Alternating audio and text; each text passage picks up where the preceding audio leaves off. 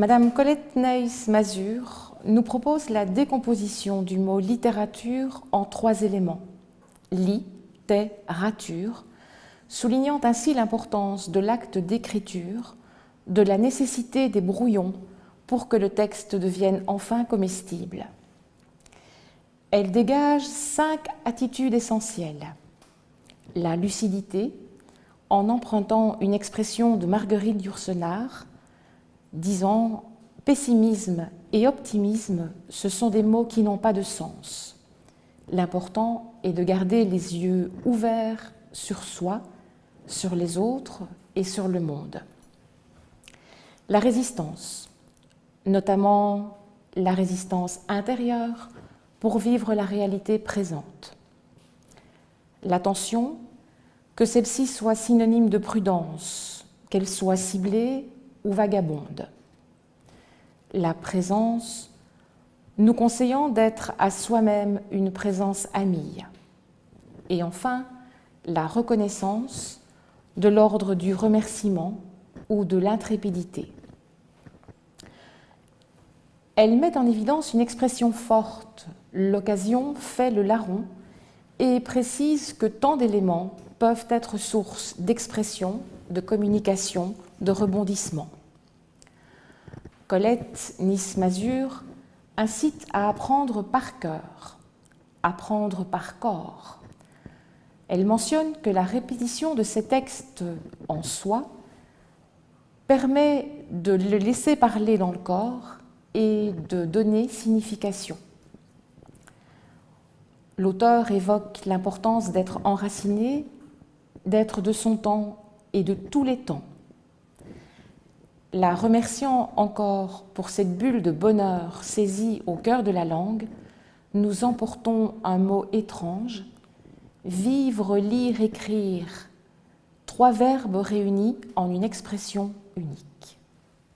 Nous avons abordé la question de la transmission de l'héritage des fondateurs des écoles, en se disant qu'une première étape importante pour le corps professoral, pour les acteurs de l'école aujourd'hui, c'était d'accepter cet héritage et de se laisser interpeller par cet héritage.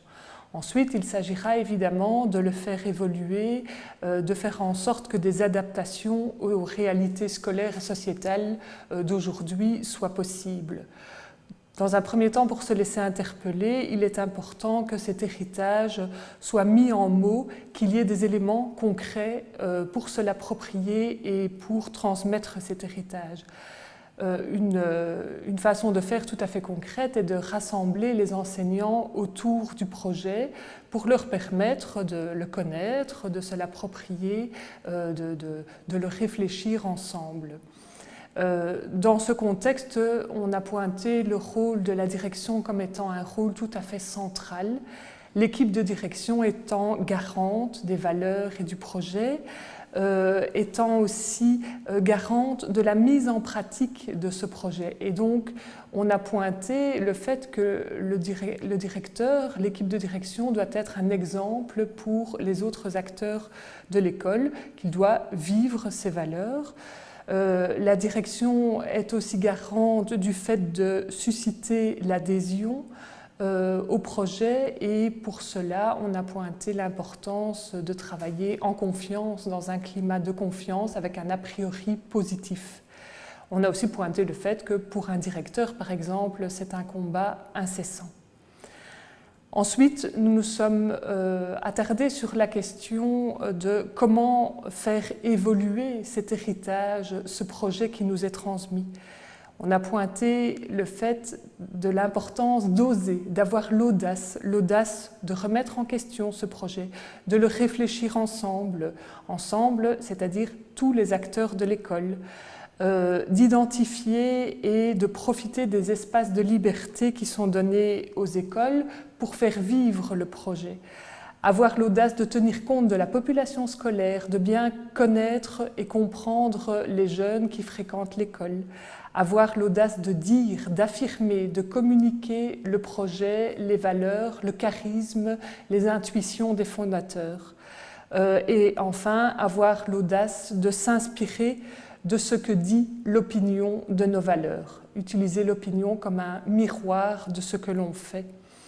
En conclusion, on pourrait dire qu'il est important évidemment de partir de l'existant, des intuitions des fondateurs, du texte mission de l'école chrétienne, des projets des écoles, etc. Dans un second temps, de construire ensemble, d'adhérer et évidemment de faire évoluer le projet.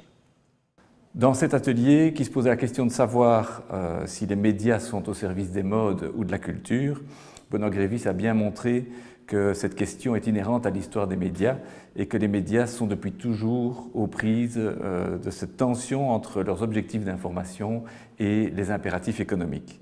Et pour lui, les journalistes et les médias d'information sont aujourd'hui dans une période de recomposition très forte due à l'émergence d'Internet et de toutes ses potentialités, et que le défi pour les médias d'information, c'est d'apporter une plus-value réelle, sans quoi ils disparaîtront. Dans le débat, les participants ont insisté sur la nécessité d'une éducation aux médias des élèves, la nécessité de leur apprendre une prise de distance critique, de développer l'éthique, de développer la réflexion, l'analyse et aussi l'importance d'une parole collective à propos des médias. La musique, madame, à quoi ça sert? Au-delà des aspects pratiques, comme travailler le développement corporel, le rythme, la coordination, la découverte des instruments et des sons, des différentes cultures musicales, ainsi que l'exploitation dans des projets interdisciplinaires, l'histoire, la littérature, les mathématiques, se dégagent sans doute des pistes d'action que l'on articulera à la conférence de Jean de Meunk. Le faire collectif, c'est quand tu chantes pour toi que tu ouvres pour les autres l'espace qu'ils désirent. Et Christian Merveille complète cette citation de Guilvic en nous disant « Quand on fait de la musique, on est solitaire, solidaire ». Faire de la musique, c'est créer de l'empathie. Dès que sort l'instrument de musique, l'hostilité disparaît. On ne peut résister à la vibration musicale. Travailler la musique, c'est travailler sur le langage, au-delà de la parole. L'art guérit, la musique cicatrise les blessures.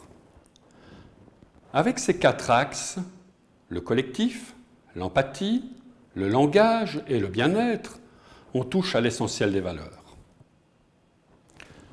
L'atelier se clôture par un appel à amplifier les temps réservés à la musique dans les écoles, dans les différents niveaux d'enseignement, ainsi qu'à des propositions de stages pédagogiques. Donc ce matin, Jean de Breuk a évoqué la fragmentation. Le musée de Louvain-la-Neuve veut s'inscrire à l'opposé de cette fragmentation. D'ailleurs, pour la première fois, la direction a été confiée à une directrice qui vient du monde éducatif. Et si on a parlé de fragmentation, ici vraiment c'est la volonté d'intégration d'autres matières, les sciences naturelles notamment, est tout à fait soulignée. D'ailleurs, le nouveau musée s'appellera, il y aura une section art et sciences dans un nouveau bâtiment qui sera de style Le Corbusier. Ça, c'est la première idée, volonté de distinction par rapport à cette fragmentation. La deuxième idée, le musée a un projet éducatif clair, qui est travaillé à la socialisation des enfants. D'ailleurs, le musée, il est dans la cité, mais il est aussi en retrait. Le musée a ses règles, il y a un décodage à apprendre. C'est un milieu de vie qui démontre comment une société considère ses œuvres. Au musée, on quitte le monde marchand. Elles, les œuvres, sont là pour le public. Elles lui survivront d'ailleurs. Elles nous parlent de nous, de notre histoire. Le principe est l'accessibilité, une accessibilité qui est directe et qui est physique, émotionnelle. Il y a évidemment un idéal humaniste, comme celui de l'école, qui est proche en effet de celui de l'école. En quoi c'est une institution permanente, sans but lucratif. L'institution bénéficie d'ailleurs de beaucoup de donations. vu cette volonté de transmission du savoir, d'un patrimoine matériel, mais aussi immatériel, la beauté, le plaisir. Il y a donc là une distinction avec le monde du virtuel. Paul Klee disait du visible qui parle de l'invisible. On découvre l'imaginaire personnel, collectif, un langage politique, sociologique, symbolique et enfin une puissance créative, un désir. Et par la médiation, on va faciliter cette rencontre et cela passe évidemment par la parole qui a été également soulignée ce matin lors du discours introductif. La parole et enfin le regard qui va ouvrir un espace de dialogue. Il y a la recherche aussi du sens. On transmet le savoir, mais autrement que l'école, car on est en présence de l'œuvre, chargée de mémoire, de technicité, d'émotivité, de créativité. Cela se fait sous un mode interrogatoire. L'enfant est au centre, il va être acteur, on va lui donner des moyens de décodage des signes que les œuvres nous donnent.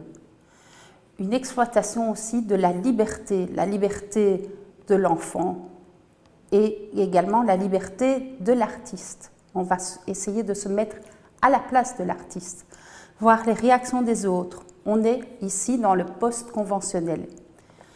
Il y a donc des ateliers créatifs où on met la main à la pâte, prendre un burin, voir ce qu'est un vrai boulot, on expérimente, on transgresse les règles. Et les esthétiques sont contrastées, elles sont multiples. D'ailleurs, il y a une très grande diversité des collections dans ce musée. Cela secoue notre société conformiste qui nous formate. Ces esthétiques contrastées se nourrissent des traditions.